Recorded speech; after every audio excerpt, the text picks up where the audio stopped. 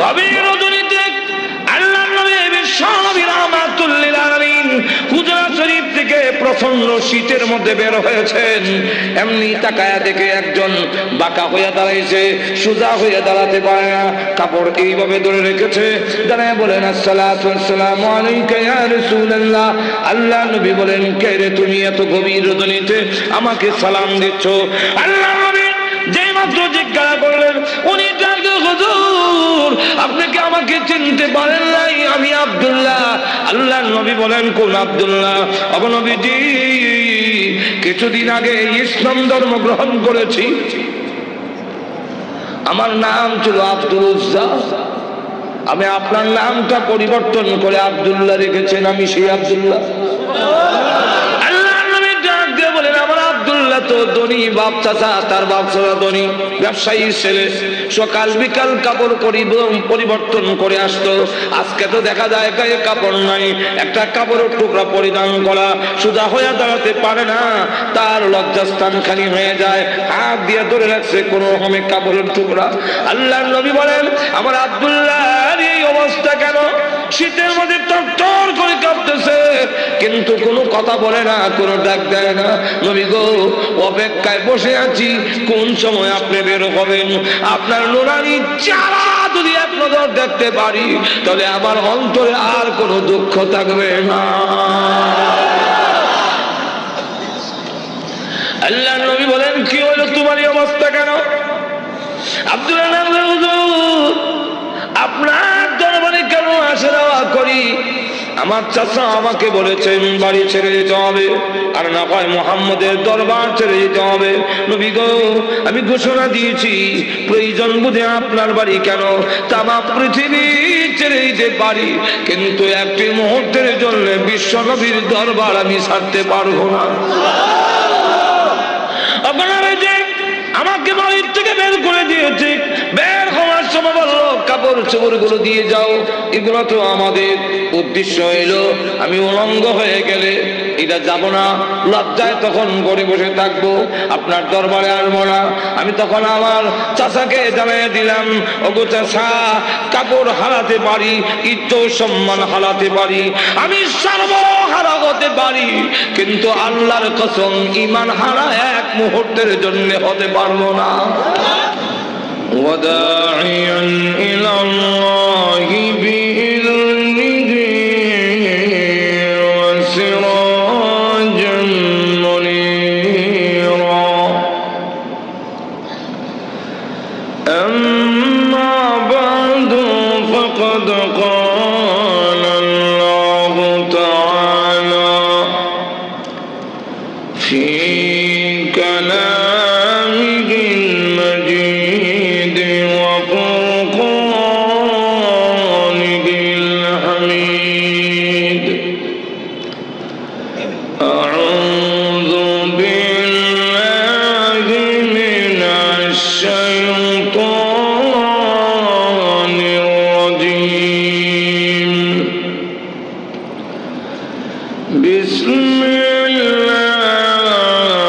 বিসমিল্লাহির রহমানির রহিম। কুতিলাল ইনসানু মা আকফারাহু মিন আইয়ি শাইইন খালাকা। من نطفة خلقه فقدره ثم السبيل يسره ثم أماته فأقبره ثم إذا شاء أنشره. بارك الله لنا ولكم في القرآن العظيم، ونفعنا وإياكم بالآيات والذكر الحكيم. اللهم صل على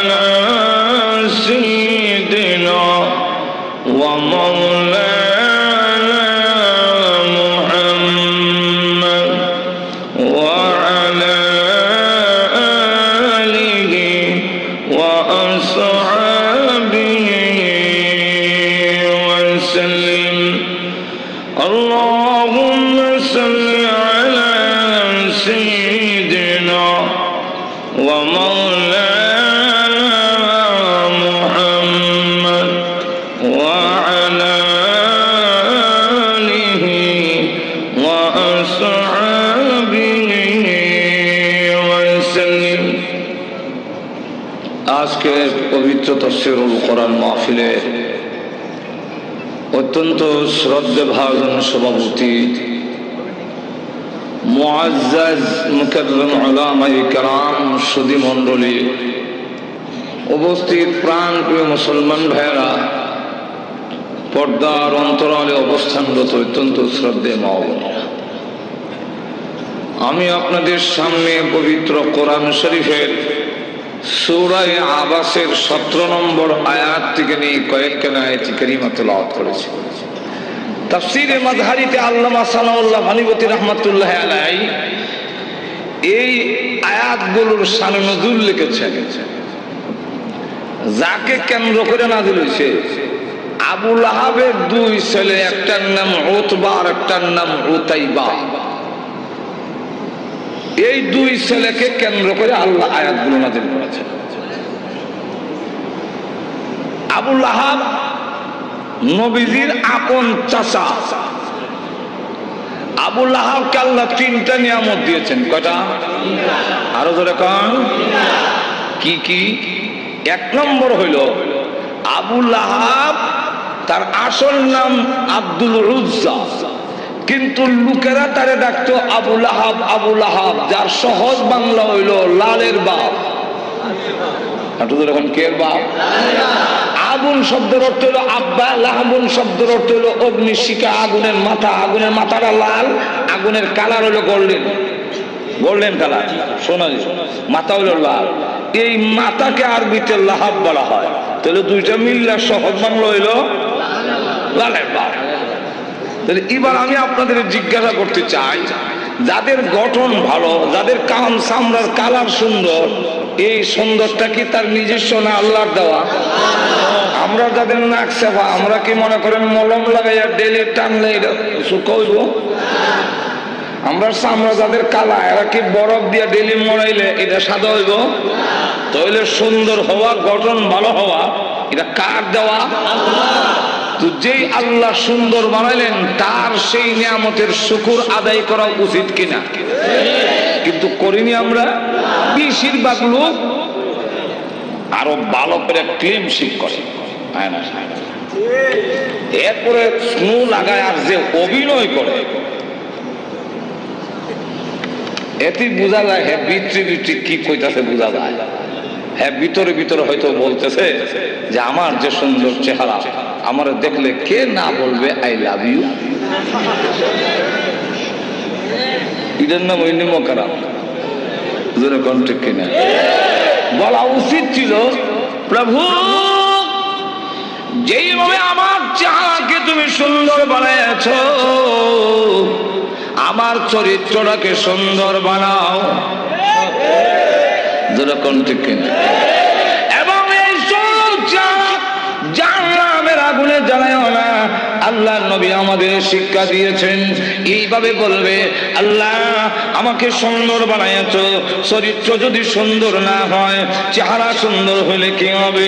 প্রভু গো, আমার চরিত্রকে সুন্দর বানায়া দাও, এবং এই সুন্দর চেহারা জাহান্নামের লাকড়ি বানায়ও না। কিন্তু ইডা না বলে উল্লালা বলে, মহিলা যদি সুন্দরী হয়, আসল বেশি স্নো পাউডার আরো আলতাল খাতরা লাগাইয়া, পোশাক জুতা ভিন্দা, টাইট পিট পোশাক পইরা, অর্ধ ল্যাংটা হইয়া বিশ্ব সুন্দরী হতে চায়। আবার যুবকদের সামনে এমন ভাবে ঘুরাইয়া ঘুরাইয়া হাঁটিয়া যায়। মহিলাগুলো যদি যুবকদের সামনে দিয়ে এইভাবে স্নো পাউডার আলতাল খাতরা লাগাইয়া উঁচা জুতা ভিন্দা পর্দা সারা যায়, পৃথিবীর কোন আইন দিয়ে ইফতিজিং থেকে রক্ষা করা যাবে না। কি ইফতিজিং? ইউরোপ আমেরিকা তো দেখছি রাস্তাঘাট ওই কুত্তা কুত্তি যাওয়া হয়, এরা তাও। আমাদের দেশে এই কালচার যারা মানে আনতে চায়, সাপ্লাই দিতে চায়, নারীদেরকে বের করে দিয়া অবাধে নারী পুরুষে একত্রিত করে সেই ইউরোপিয়ান কালচার মুসলিম দেশেও চালু করে দিতে চায়। কিন্তু এই কথা বোঝার দরকার, এদেশের মুসলমান সব কিছু দিতে পারে, ইমান কারো কাছে বন্ধক দিতে পারে না। সুতরাং প্রয়োজন যদি হয়, আমি আমার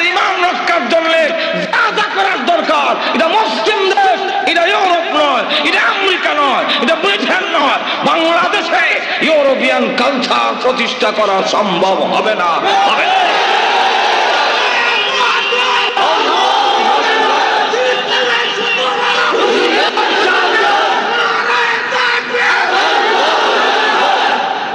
আল্লাহু আকবার। বিমানবন্দরে গেলে দেখবেন, রাস্তায় গেলে দেখবেন, আল্লাহ আমরা তো কোন রকমের চোখ নিচে দিকে আস্তাগফিরুল্লাহ আস্তাগফিরুল্লাহ আস্তাগফিরুল্লাহ আস্তাগফিরুল্লাহ পড়লো, ভিতরে তো হাজার গুতায়।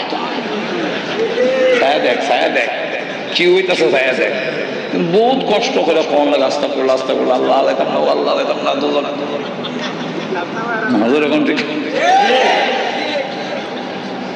তইলে মহিলারা যদি এইভাবে যায় এটা ইফটিজিং হইবই।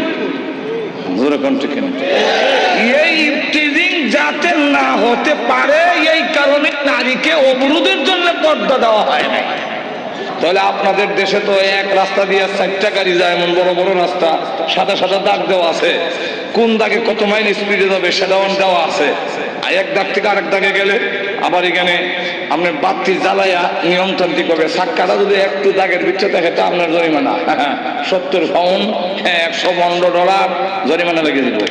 এখন আমি মানবো না, আমার যেমনি ইচ্ছা ডাইন বাম মানি না। যদি আমাকে বাধা দেওয়া হয় তাহলে আমার চলার পথের স্বাধীনতা হরণ করা হলো। আমি ট্রাফিক লাইট মানবো না, আমি জানবো বুঝাইটি কি কম মানবেন না কেন? না মানলে তো উশৃঙ্খলতা হবে, এটার নাম স্বাধীনতা না। কিন্তু এটার নাম যদি স্বাধীনতা না হয় তাহলে ঠিক তেমনি ভাবে যে আল্লাহ পুরুষকে বলছেন এক সাইডে চলো, নারীকে বলছেন আরেক সাইডে চলো। সুতরাং এখানে যদি কোন বলে আমার নারী স্বাধীনতার নামে আমার যেমন মন চাই এমনি চলবো, তাহলে এটার নাম স্বাধীনতা হবে না, এটার নাম উশৃঙ্খলতা হবে। সেও মরবো, আরো 2-4টা 10টা পুরুষের জাহান্নামে লয়ে গেল। অ্যালবামটি নিবেদন করছেন ইসলামী প্রযোজনা প্রতিষ্ঠান Betar Bitan audio and CD centre, Mawna Chowrasta, Shri. 2 নম্বর হলো আবু লাহাবকে আল্লাহ ধন বেশি দিয়েছে। ধন হওয়া না হওয়া এটাও কার দেওয়া? এটা কি আপনি মনে করেন বুদ্ধি হইলেই ধন হয়? আর আমাদের গ্রামে দেখছি বুদ্ধি আরেক গ্রামে বেছে, কিন্তু নিজের ঘরে সব নাই।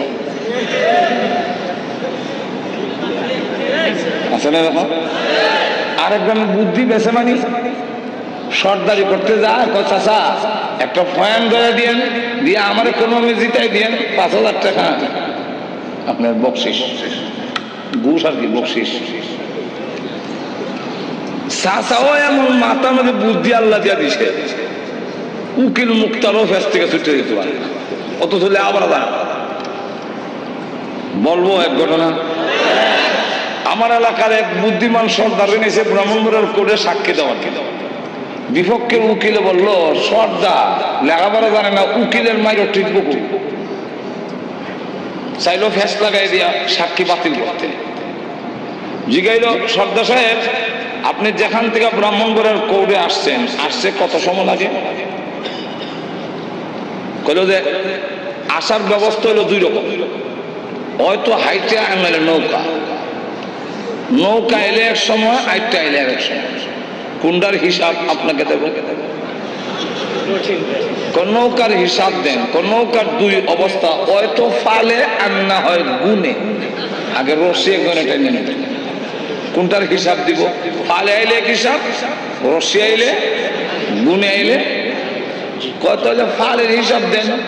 ফালের তো 3 অবস্থা, বাতাস বেশি হইলে এক হিসাব, বাতাস কম হইলে আরেক হিসাব, বাতাস মধ্যবর্তী হইলে আরেক হিসাব। কোন হিসাব দিতাম? এমনি 10 দিয়া উকিল সাহেব আপনার একটা দেন, আপনি কিয়ামতের আগেও ওনারে লাগাল পাবেন না। আপনি হইলেন ফইরা উকিল, আর এই লোক হলো কুদরতি উকিল। কুদরতি ভাবে তার মাথায় আল্লাহ মেধা। তাহলে এবার বলেন, বুদ্ধি হইলে ধন, ধন। আমরা দেশে কিছু লোক আছে বুদ্ধিজীবী। বুদ্ধিজীবী মানে বুদ্ধি খাটাইয়া, বুদ্ধি বিক্রি করে যারা খায় এরার নাম বুদ্ধিজীবী। যে বুদ্ধি দিয়ে আল্লাহ চিনে না, এটার নাম বুদ্ধিজীবী না, এটার নাম বুদ্ধিজীবী হইলো ও বুদ্ধিজীবী। আর আমরা তো বুদ্ধিজীবী। এই বুদ্ধিজীবীর অর্থ হইলো বুদ্ধি খাটায় খায়। কারণ আমরা দেশে যারা শ্রম করে খায় এদের কি বলা হয়? যারা মাছ বেচা খায় মৎস্যজীবী। যেরকম ঠিক কিনা? যারা নাকি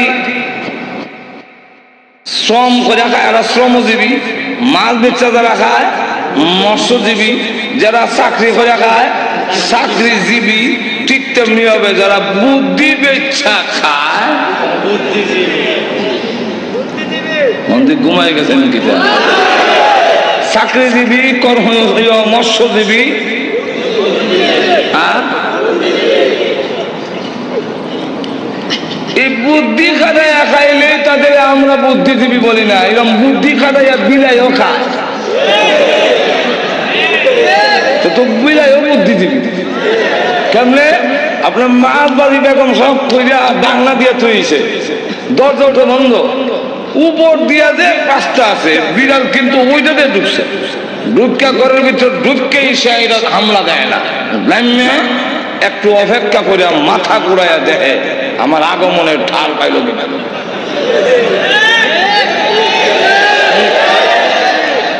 এরপরে ডাকনাটা হালায়, হালাইলে যেই মাত্র একটা আওয়াজ হয় এমনি আমার শ্বাস। আর আপনার বেগম সাহেব উত্তর দিল দৌড়, আরে আমার গাঙা হলে দিছে, মাছ বাড়ি ফেলিতেছে। দেখবেন আপনার বেগম সাহেব পাক করে আসার আগে আগে বিড়াল আবার আগে কোন দিক দিয়ে বের হতে হবে সেই জায়গায় নির্ণয় করে রাখছে আগে লাভ দিয়ে দিক দিয়ে মরে গেছি। তাহলে তো বুদ্ধি কাটাইয়া বিড়ালও খায়, তাই বলে কি বিড়াল বুদ্ধিজীবী? বুদ্ধির কাটাইয়া যারা খায় তাদেরকে বুদ্ধিজীবী বলা যায় না, তারা হলো পরজীবী। আর আরেকজনের নির্ভরশীল করিয়া তার মেধারে বিক্রি করিয়া খায়। বুদ্ধি দন হয় না, শিক্ষাগত যোগ্যতা থাকলে দন হয় না। আমাদের দেশে অনেকের শিক্ষাগত যোগ্যতা এমন বৃক্ষিজত হইতে জায়গা হয় না, তার সার্টিফিকেট এত, কিন্তু দন নাই। আর আরেক লোকের হাতে কলম দিলে সই করেন, কাগজ মগজ ছিঁড়ে লেগ শিলহু দিয়ে বুঝেছি। আর তো জোরে কর, তাহলে দন দেওয়া না দেওয়া এটা কার? আরো জোরে আওয়াজ দিয়ে বলেন। অনেক টাইম নেই, আল্লাহ কুরআনে বলছেন ইন্নাল্লাহা ইয়াবসুতুর রিজকা লিমান ইয়াশাউ ওয়া ইয়াকদির। আল্লাহ বলেন আমি যাকে ইচ্ছা তার রিজিক প্রশস্ত করে দেই, আর যাকে ইচ্ছা রিজিক সংকীর্ণ করে দেই। ধরে কোন ঠিক কিনা? তো যাদেরকে আল্লাহ দন দিয়েছেন তাদের উচিত কিনা আল্লাহ এই দন দেওয়ার শুকর আদায় করা? আর তো জোরে কর। বেশিরভাগ লোক করে না, বেশিরভাগ লোক করে না। গেল দুই, কটা গেল? দুইটা। তিন নম্বর তো হইল আওলাদ হওয়া না হওয়া, এটাও কিন্তু আমাদের ক্ষমতা নয়, এটা কার? আরো যারা কর। আমাদের দেশের বার্থ কন্ট্রোল, জন্ম নিয়ন্ত্রণ, এগুলো জন্ম নিয়ন্ত্রণ করবো, বার্থ কন্ট্রোল। দুটি সন্তানই আমি বললাম কিতা যথেষ্ট, আর যে কিছু কইলেন না। আপনার ইজ্জত নষ্ট করার জন্য যদি হয়ে থাকে তাহলে একটাই যথেষ্ট। আর তো জোরে কর। আরে ভাই মানুষ করতে পারবেন না, তাহলে মানুষ করার কি কারিগর আপনি নিজে? আর তো জোরে কর। আমাদের দেশের অনেক শিল্পপতি আছে, তার বাচ্চারা খাওয়াইতে খাওয়াইতে পোল্ট্রি মুরগের লাগান সস খাওয়াইতে পারে না, মনে হয়। কিন্তু মাথার মধ্যে গোবর ছাড়া কিছু নেই,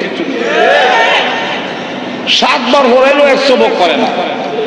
আর অনেক লোক আছে এক তো খাওয়াইলে আর এক তো খাওয়াইতে পারে না, তার বাচ্চাকে ভালো খাওয়ান দিতে পারে না, কিন্তু 100 বক শিখাইলে 700 বক শিখে ফেলে। যদি বুঝা গেল খাওয়াইলেই ব্রেন হয় না। আপনি আমি মানুষ করার কারিগর নই, মানুষ করার কারিগরকে আল্লাহ যাদেরকে আওলাদ বেশি দিয়েছেন তাদের জন্য উচিত আল্লাহর শুকর আদায় করা।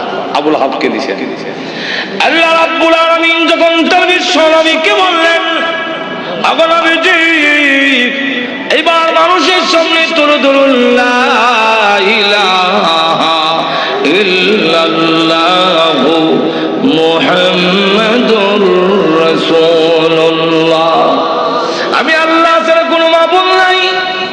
আবুল আহাব, যে আবুল আহাবকে আল্লাহ দম দিয়েছেন, যে আবুল আহাবকে আল্লাহ রাব্বুল আলামিন মাল দিয়েছেন, সেই আবুল আহাব দুনো হাতে পাথর নিয়ে আল্লাহ নবীর সামনে এসে বলেন, ওগো মুহাম্মদ, আপনার আল্লাহ টাল্লাহর কথা আমরা মানি না। জোরে কোন নাউযুবিল্লাহ। আপনার আল্লাহ টাল্লাহর কথা মানি না, মানি না আমরা আল্লাহর কথা। এই কথা বলে নবীজি যখন পাথর মারতে গেল, আল্লাহ রাব্বুল আলামিন তখন ডাক দিয়ে বলেন, ওগো নবীজি, আপনার বিরুদ্ধে আসে নাই, বরং আমি আল্লাহর বিরুদ্ধে এসেছে। অত বড় নিমক কালাম আল্লাহ তার নবীর পক্ষ থেকে জবাব দিয়ে দিলেন। আর যখন আবু লাহাব বলল, তাব্বান লাকা আলিহাযা জামাতানা, তুমি ধ্বংস হও, এই কারণে কি তুমি আমাদেরকে এখানে একত্রিত করেছিলে? আল্লাহ তার জবাবে বলেন, তাব্বাত ইয়াদা আবি লাহাব, আবু লাহাবের দুনো হাত ধ্বংস হও। একটু জোরে কর না।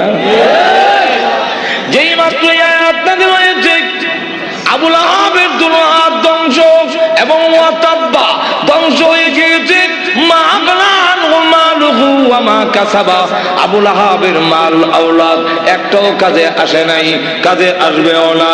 আল্লাহ রাব্বুল আলামিন আরো বলেন, সায়াসলা নারান যাতা লাহাবিন ওয়া ইমরাআতুহু, আল্লাহ রাব্বুল আলামিন বলেন, অচিরেই আবু লাহাব এবং আবু লাহাবের স্ত্রী দুজন শিখাময় আগুনের জাহান্নামের আগুনে প্রবেশ করবে। এই আয়াত নাযিল হওয়ার পরে প্রশ্ন হইতে পারে, আবু লাহাবের স্ত্রীর কথা উম্মে জামিলের কথা কেন আনলো? মহিলার কি দোষ? মহিলার কথা উল্লেখ করেছেন হাম্মালাতুল হাতাব। আল্লাহ রাব্বুল আলামিন বলেন, ওই মহিলাটাও কি কারণ জানেননি? হাম্মালাতুন, বহন কর্মেওয়ালি। হাতাবা অর্থ হইল, মুফাসসিরিনে কেরাম এর সাথে দুইটা ব্যাখ্যার মিল রেখে মুফাসসিরিনে কেরাম বলেন, একটা ব্যাখ্যা হইল লাকড়ি, আর একটা ব্যাখ্যা হইল সুগুল করি। ওই আবু লাহাবের স্ত্রী গড়ে গড়ে দিয়ে গিয়া বলে, তোমরা কারা গো? মুহাম্মদ আমাদের ভাতিজা এবং আমার বিয়াই, আমি তার সম্পর্কে ভালো করে জানি, তোমরা তার কাছে যাইও না, সে পাগল, তার কাছে তোমরা যাইবা না। আল্লাহর নবীর বিরুদ্ধে গড়ে হেঁটে হেঁটে গিয়ে বলে, মুহাম্মদ পাগল, তার কাছে যাইও না। আল্লাহর নবী ডাক দেওয়ার, প্রভু গো, আমার আপন চাচি এবং আমার আপন লোকগুলো যদি এইভাবে অপপ্রচার করে, আমি দাওয়াতের কাজ কেমনে করব? আল্লাহ ডাক দেওয়া, নবীজি বয়ান কোনো কারণ নাই, মানুষের দিলের মালিক আমি আল্লাহ। আপনার বিরুদ্ধে যারা গিয়া উস্কানি দিবে এবং বলবে পাগল, এদের দিল আমি আল্লাহ ঘুরাইয়া দিব, অটোমেটিক এরা আপনার কাছে হাজির হয়ে যাবে। ঠিকই দেখা গেল, যাদের কাছে গিয়া বলে মুহাম্মদ পাগল, মুহাম্মদ পাগল, বলে হ্যাঁ, তুই বড় বড় নেত্রী নামছে কেন? নেত্রী নামছে কেন? এতে বোঝা যায় পাগল ও ছোট পাগল না, অনেক বড় পাগল, অসাধারণ পাগল। চলো একটু পাগলটা দেখে আসি। পাগল দেখতে এসে দেখা আল্লাহ নবীর নুরানি চেহারা এত সুন্দর, খানায় কাবার সামনে দাঁড়ায় কোরআন শরীফ পড়ে, নবীজির চেহারার আলোতে কাবা ঘরের দেওয়াল আলোকিত হয়ে গেছে। না, এই সুন্দর চেহারার লোক কোনদিন পাগল হতে পারে না।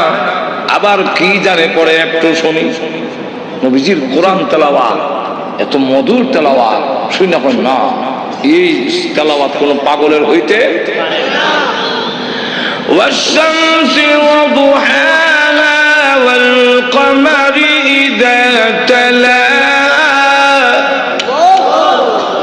والنهار إذا جلاها والليل إذا يغشاها। পিছন থেকে তারা কয়, এই লোক কোনদিন পাগল হতে পারে না, তিনি আল্লাহর পয়গম্বর, কালিমা করে মুসলমান হয়ে গেছে।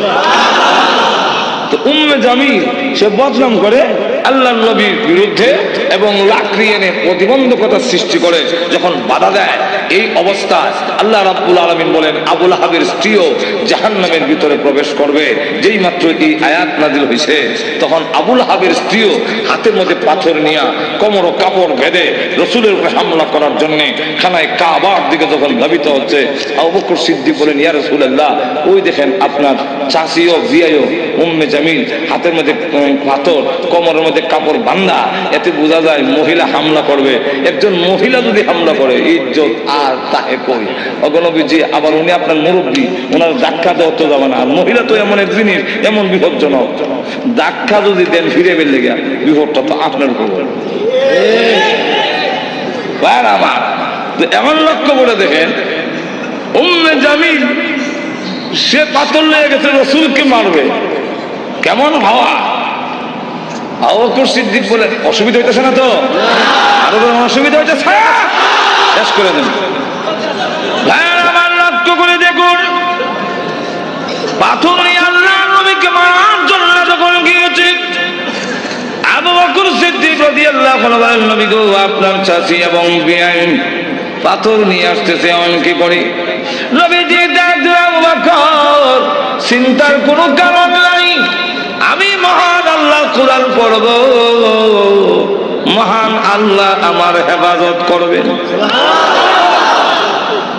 এই বলে রাসূল আরম্ভ করে দিয়েছেন ইয়াসিন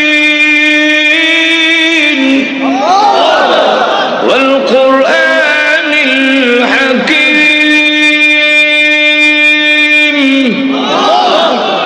উম্মে জামিল কাছে গিয়া কয়, এ আবু বকর, একা একা বসে রইছ, তোমার সাথী মুহাম্মদ কই আজকে?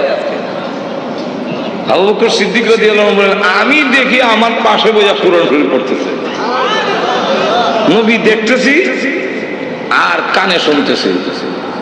মহিলা জিগায় মুহাম্মদ কো, তা তো বোঝা যায় দেখে না, দেখে না যখন আমি কইলাম কি?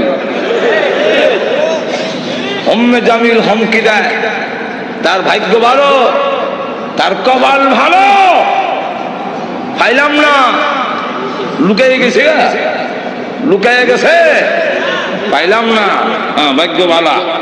আর না আন্দাজ পাইছে না, আমার ডাবল হওয়া, ডাবল হওয়ার মানে দেশ যারা চালায়, এক সর্দারের বউ আমি, আরেক সর্দারের কন্যা। আবু জাহেল আমার বাপ, আবু লাহাব আমার স্বামী। আর ডাবল হওয়া, ডাবল হওয়ার কেমন হইল? সব তোর ভাঙ্গে কোয়া যায় না, বিপদ তো আছে। আমার ডাবল হওয়ার পাইলাম না, তার ভাগ্য বালা। আবু বকর সিদ্দিক বলেন, আমি দেখি তুই দেখস না, হিরো বুঝলাম না। দেখে করছেন ইসলামী প্রযোজনা প্রতিষ্ঠান বেতার বিতান। সে যখন চলে গেল, আবু বকর সিদ্দিক বলেন, হুজুর আমি দেখি, সে দেখলো না কেন? আল্লাহ বললেন, আবু বকর তুমি কি কোরআন শরীফ পড়ো না? আল্লাহ রাব্বুল আলামিন আগে আমাকে জানায়া দিয়েছেন, ওয়া ইযা ক্বারাতাল কুরআনা জাআলনা বাইনাকা ওয়া বাইনাল্লাযীনা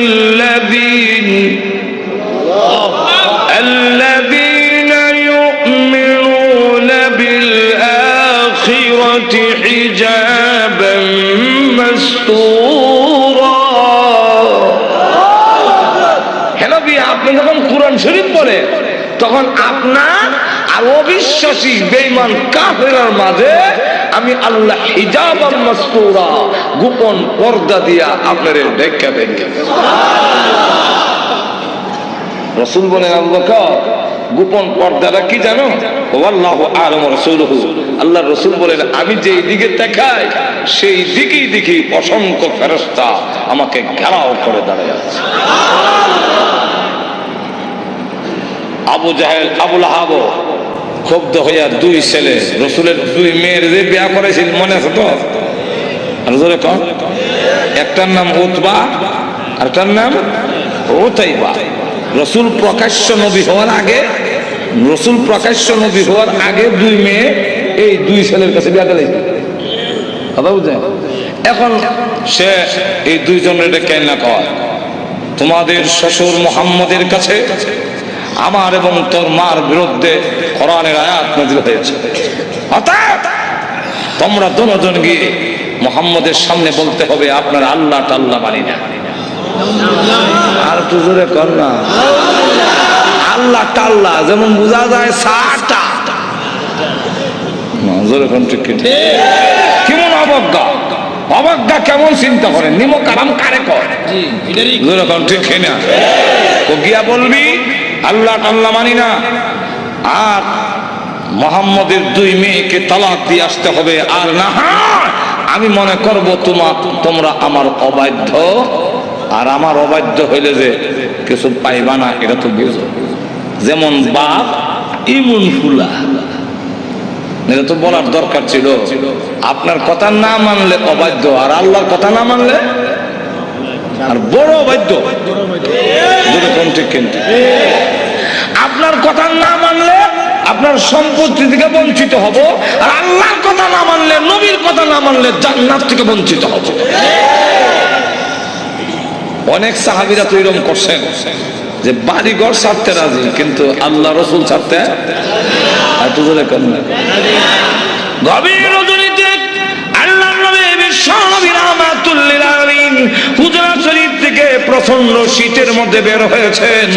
এমনি তাকায়া দেখে একজন বাঁকা হয়ে দাঁড়াইছে, সোজা হয়ে দাঁড়াতে পারে না, কাপড় এইভাবে ধরে রেখেছে। দাঁড়ায় বলেন আসসালাতু ওয়াসসালামু আলাইকা ইয়া রাসূলুল্লাহ। আল্লাহ নবী বলেন কে রে তুমি এত গভীর রজনীতে আমাকে সালাম দিচ্ছ? আল্লাহ নবী যেই মাত্র জিজ্ঞাসা করলেন, উনি ডাকতে হুজুর আপনি কি আমাকে চিনতে পারেন নাই? আমি আব্দুল্লাহ। আল্লাহর নবী বলেন কোন আব্দুল্লাহ? ওগো নবীজি, কিছুদিন আগে ইসলাম ধর্ম গ্রহণ করেছি, আমার নাম ছিল আব্দুল উজ্জা, আমি আপনার নামটা পরিবর্তন করে আব্দুল্লাহ রেখেছেন, আমি সেই আব্দুল্লাহ। তো ধনী বাপ চাচা, তার বাপ চাচা ধনী ব্যবসায়ী ছেলে, সকাল বিকাল কাপড় পরিবর্তন করে আসতো। আজকে তো দেখা যায় গায়ে কাপড় নাই, একটা কাপড়ের টুকরা পরিধান করা, সোজা হয়ে দাঁড়াতে পারে না, তার লজ্জাস্থান খালি হয়ে যায়, হাত দিয়ে ধরে রাখছে কোন রকমের কাপড়ের টুকরা। আল্লাহর নবী বলেন আমার আব্দুল্লাহর এই অবস্থা কেন? শীতের মধ্যে টর করে কাঁপতেছে, কিন্তু কোনো কথা বলে না, কোনো ডাক দেয় না। নবী গো, অপেক্ষায় বসে আছি কোন সময় আপনি বের হবেন। আপনার নুরানি চেহারা যদি এক নজর দেখতে পারি, তাহলে আমার অন্তরে আর কোনো দুঃখ থাকবে না। আল্লাহর নবী বলেন কি হলো তোমার এই অবস্থা কেন? আব্দুল্লাহ হুজুর আপনার দরবারে কেন আসা যাওয়া করি? আমার চাচা আমাকে বলেছেন বাড়ি ছেড়ে যেতে হবে, আর না হয় মুহাম্মদের দরবার ছেড়ে যেতে হবে। নবী গো, আমি ঘোষণা দিয়েছি প্রয়োজন বুঝে আপনার বাড়ি কেন তামাম পৃথিবী ছেড়ে যেতে পারি, কিন্তু একটি মুহূর্তের জন্য বিশ্ব নবীর দরবার আমি ছাড়তে পারবো না। আপনারা যে আমাকে বাড়ির থেকে বের করে দিয়েছে, বের হওয়ার সময় বললো কাপড় চোপড় গুলো দিয়ে যাও, এগুলো তো আমাদের উদ্দেশ্য হইলো আমি উলঙ্গ হয়ে গেলে এটা যাব না, লজ্জায় তখন ঘরে বসে থাকবো, আপনার দরবারে আসবো না। আমি তখন আমার চাচাকে জানিয়ে দিলাম, ওগো চাচা, কাপড় হারাতে পারি, ইজ্জত সম্মান হারাতে পারি, আমি সর্বহারা হতে পারি, কিন্তু আল্লাহর কসম ঈমান হারা এক মুহূর্তের জন্য হতে পারবো না। আজকে যদি শরমের আর ইজ্জতের বয়ে কাপড়ের জন্য আমি ঈমান হারা হয়ে যাই, মৃত্যুর পরে কবর থেকে উলঙ্গ হয়ে আল্লাহর দরবারে উঠব, উলঙ্গ অবস্থায় জাহান্নামের মধ্যে দেওয়া হবে। আল্লাহর নবী আমার কাপড় চোপড় গুলো রেখে দিয়েছে, আমি আমার মার সামনে দাঁড়িয়ে বললাম, মা গো, মা একটা কাপড় দেন না, আমি আমার লজ্জাস্থান দেখে বিশ্ব নবীর দরবারে যাব। ওগো মা, একটা নজর যদি আল্লাহর নবীকে দেখতে পারি, তাহলে আমার মনে আর কোনো ব্যথা থাকবে না। এই বলে হুজুর আমার মা একটা কাপড় দিয়েছেন, কোন রকমের লজ্জাস্থান রেখে আপনার হুজুরের সামনে এসে বসে আছি। কোন সময় আপনি বের হবেন, আপনার চেহারা মুবারক একটা নজর দেখার জন্য বসে আছি।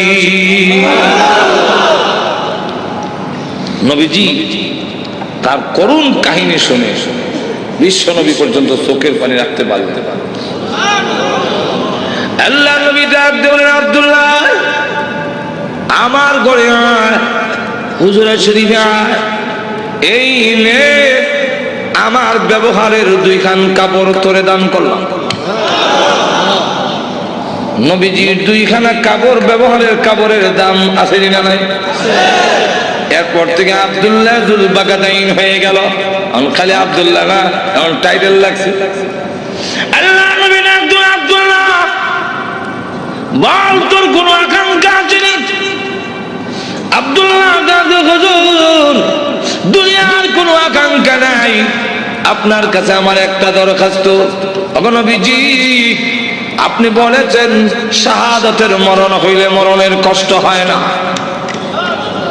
আপনি বলেছেন শাহাদাতের মরণ হইলে কবরও গেলে মুনকার নাকির আসে না।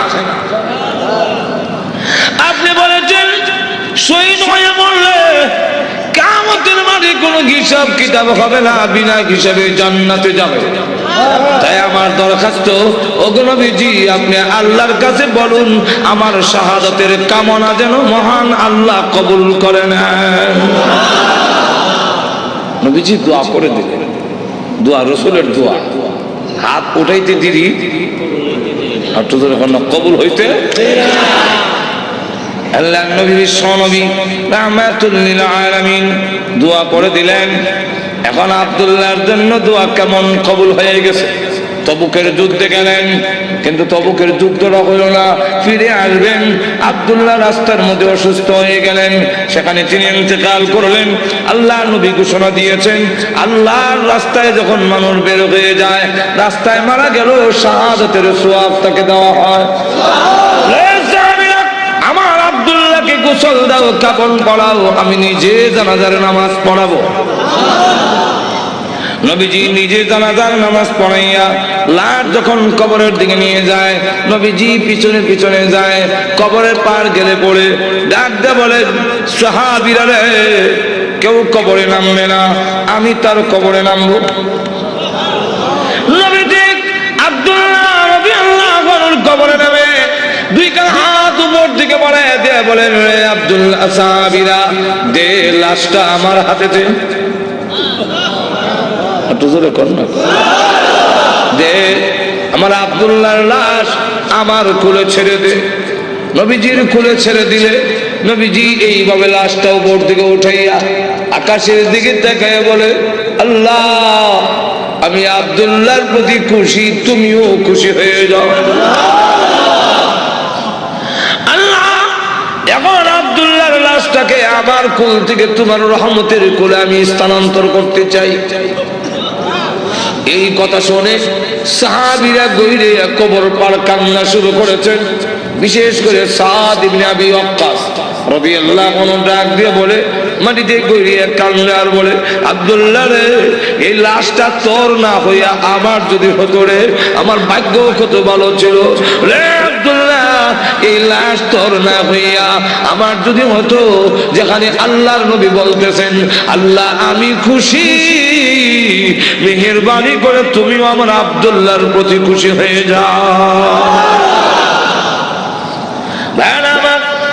লক্ষ্য করে দেখুন, এইভাবে অনেক ঘটনা সারা রাত বললেও তো শেষ হবে না। এইভাবে বাড়ি ঘর ছেড়ে দিয়েছেন আল্লাহর দ্বীনের জন্য, ইসলামের জন্য, আল্লাহ নবীর জন্য। কিন্তু আবু লাহাবের ছেলে যেমন বাবা তেমন ছেলে উতবা আল্লাহ নবীর সামনে গিয়ে বলে, ওগো মুহাম্মদ, আপনার আল্লাহ টাল্লা এগুলো আমরা মানি না। আর তো জোরে কর না। আর নবীজির সামনে দাঁড়ায় বলে, আপনার 2 মেয়েকে তালাক দিলাম। নবীজি তাফসীরে মাযহারিতে লেখে, আল্লাহর নবীর উপরে হামলা করে টান দিয়ে জামা ছেড়ে ফেলেছে। নবীজি চোখের পানি ছেড়ে দিয়ে কাঁদলেন, হ্যাঁ প্রভু, আমার জামা ছিঁড়েছে, এই জন্য আমি ব্যথা পাই।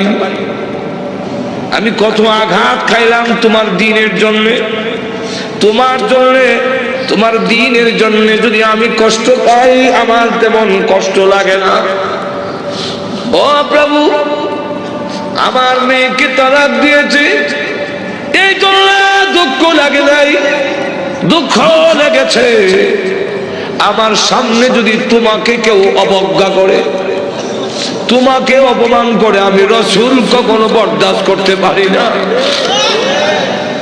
ভাইরা আমার, বাস্তবিকই যাদের ভিতরে ঈমান আছে, ঈমানদার কখনো দুনিয়ার সকল কিছু বরদাস্ত করতে পারে, কিন্তু আল্লাহ নবীকে অপমান করবে এই পৃথিবীর কোন মুমিন কখনো বরদাস্ত করবে না। এর নামই হলো ঈমান। জোরে কোন ঠিক না? ওই জন্মদেব আল্লাহর জন্য, আল্লাহর নবীর জন্য, আল্লাহর দ্বীনের জন্য মুমিন তার জীবন উৎসর্গ করতে পারে, কিন্তু আল্লাহর অবমাননা কখনো মুমিন বরদাস্ত করতে পারে না। আমার আল্লাহর নবী, আল্লাহর মহব্বত নবীর অন্তরে বেশি না কম? আর তো দূরে কর না, সকলের চেয়ে বেশি না কম? নবীজি কাঁদেন আর বলেন, প্রভু গো, আমার সামনে কেমনে কয় তুমি আল্লাহর আল্লাহ, এত বড় নিমক কারাম আল্লাহ আমি কেমনে বরদাস্ত করি? আল্লাহ ডাক দেওয়ার, নবী গো, আমি বানাইছি নিজের সন্তান যদি নিজের দারিদ্র্যের টান মারে দুঃখ লাগে না? না লাগে? নিজের সন্তান যদি কিল মারে খাল্লায় কষ্ট লাগে না? আপনার কষ্ট লাগে না, কিন্তু দেখবেন আপনার মা এই জিনিসটা বরদাস্ত করবে না। আপনার ছেলে আপনাকে যদি দারিদ্র্যের টান মারে, আপনার কিন্তু কষ্ট লাগে না? আপনার যদি খাবলা মারে, আপনার কষ্ট লাগে না? মাথা সরু হয়ে টানে, আপনার কষ্ট লাগে না? লাথি মারে, কষ্ট লাগে না, কিন্তু আপনার মা যদি দেখে তখন বরদাস্ত করে না। দেখে তাহলে আল্লাহ ডাক দিয়ে বলেন, আমি বানাইছি মানুষ, এই মানুষ যদি আমার সাথে বেয়াদবি করে, আমাকে গালি দেয়, আমার বিরুদ্ধে বলে, এত আঘাত লাগে না, কিন্তু আমার নবীকে যদি কেউ কিছু কয়, আমি আল্লাহ বরদাস্ত করি না। আমার নবীর বেয়াদব আমি আল্লাহ ছাড় দেই না। আমার নবীর গায়ে আঘাত করলে আমার কষ্ট লাগে। সে পাথর নিয়ে আপনাকে মারতে এসেছে, এই জন্য আমি আল্লাহ আয়াত নাযিল করে জানায়া দিলাম। নবীজি এখন বদদুয়া করেন, আল্লাহ তোমার কুকুর সমূহ থেকে একটা কুকুরের উপরে মুসাল্লাত করে দাও, ছড়ায়া দাও। আল্লাহ আবু লাহাবের ছেলে উতবার উপরে তুমি কুত্তা লাগায়া দাও। আল্লাহ নবীর দোয়া হোক বদদুয়া হোক, জবান থেকে বের হতে দেরি হয়, আল্লাহর দরবারে তা কবুল হইতে একটা মিনিট দেরি হয় না। আর না হয় উমর যেখানে তরবারি নিয়ে গেলেন নবীকে মারার জন্য, ঘুরে গেল আর একদিকে, ঘরের কাছে গিয়ে শুনে, সামনে গিয়া শুনলো যে তোমার বোনের জামাই মুসলমান হয়ে গেছে। সেখানে গিয়ে যখন ঘরের সামনে দাঁড়াইছে, শুনে ঘরের ভিতর থেকে কোরআনের আওয়াজ আসে। হ্যাঁ, কিসের আওয়াজ? আস্তে আস্তে পড়তেছে, আউযু বিল্লাহি মিনাশ শাইতানির রাজীম। উমরকে কি পড়ে কলজা দিছিল না? বিসমিল্লাহির রহমানির রহিম।